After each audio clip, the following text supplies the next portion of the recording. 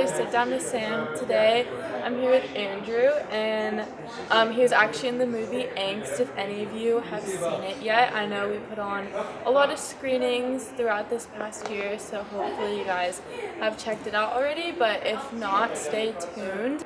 Yeah, so I'm currently a 20 years old college student in New York City. I go to the New School and I'm studying music. Grew up in the Bay Area, went to public school most of my life, except for I switched to a private high school in the middle of high school.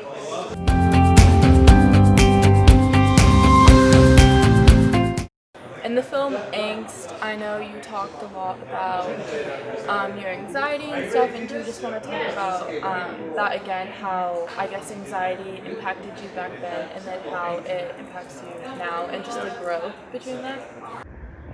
Yeah, the anxiety really flared up, I think, in early high school, you know, when I made that switch from middle school to high school.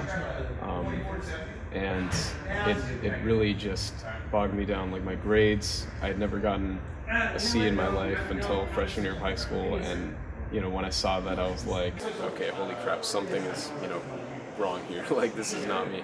And that kind of tumbled and grew bigger and bigger and bigger to the point where I just, like, there was no hope that I was ever gonna get into college if I didn't, you know, make a change in my life. So I switched high schools, which definitely helped a bit, and I was able to succeed and, you know, finally graduate. But high school overall was still a really tough battle, and major change in my life didn't happen until after high school, and I was able to, you know, separate myself, I guess, from my hometown and you know, explore who I really was in a different setting. I think that was really liberating. So nowadays, looking back on that, it's crazy to see the change that's happened. I feel like a completely different person, and now I can, you know, finally go home and I guess feel normal again. You know, feel normal as in like when I was a kid. But you know, now I'm much older, much more mature, and I'm wiser, and I'm able to reflect on things that happened in my life. So now I have these tools that I built with dealing with anxiety that I use on a daily basis. So yeah.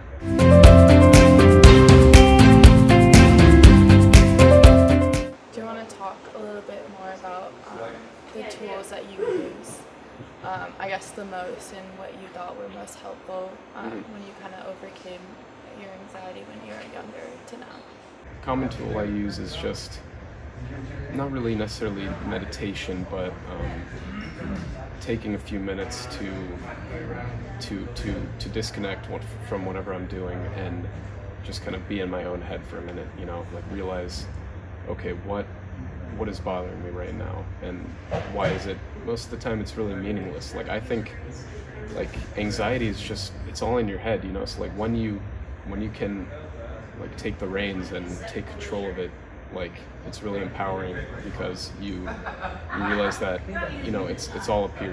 It's just you're in control, even if it doesn't feel like it. So when I take that minute or two to just disconnect from whatever I'm doing, it all of a sudden it just becomes so apparent that whatever's this anxiety, this feeling of tension is just meaningless, and it can go away when you really focus on it. And because when you're doing something, that's distracting you. So this feeling of anxiety that's building up in your head, if you keep doing whatever you're doing, it's like you can never combat that full on, and it's just going to keep bothering you. So that's something I do quite often. Yeah, another thing I do is like this breathing technique that I learned online, where you cover one nostril and you like inhale, and then you cover the other nostril and then exhale through the other nostril, and it's just crazy like that. Sometimes that just kind of provides instant relief, which is really weird. I don't know why it works, but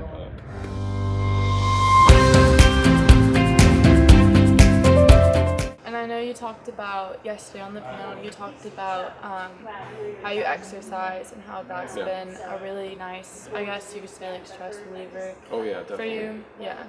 Yeah, I can't stress how important exercise is.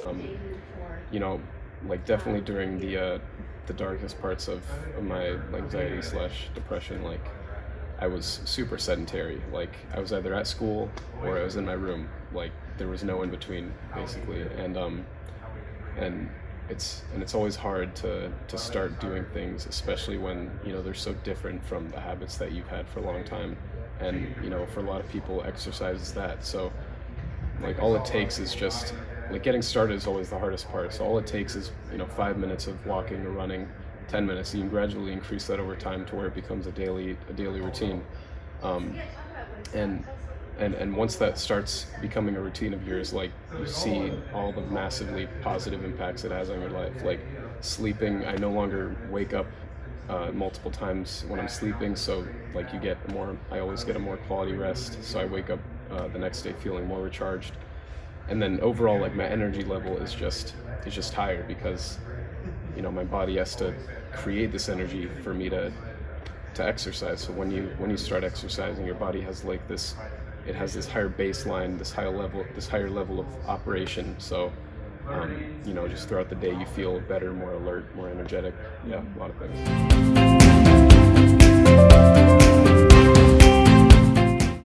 And then I guess my last question would just be, what's your message to people that may be struggling at home watching this?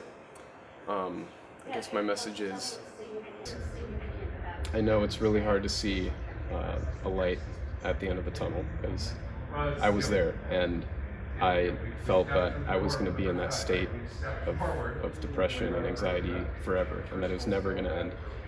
And all you need to remind yourself is that it will end, and it can happen a lot sooner than you think it is. For me, like I've had massively drastic positive changes in my life over the course of 1 to 2 years.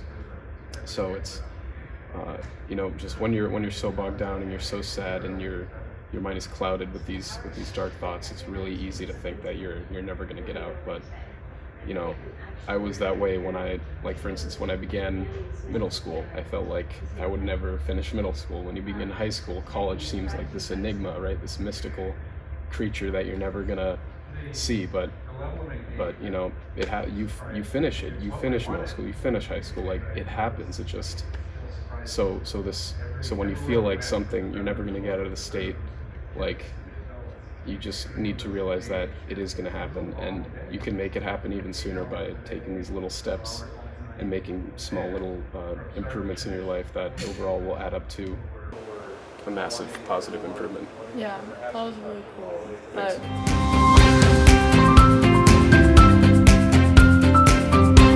thank you so much for letting me interview you. I know that your story I feel like can really help a lot of kids. But thank you guys so much for watching this Sit Down with Sam, and make sure to check out the ones that we've done before and stay tuned for more. But thank you. Thanks. Bye.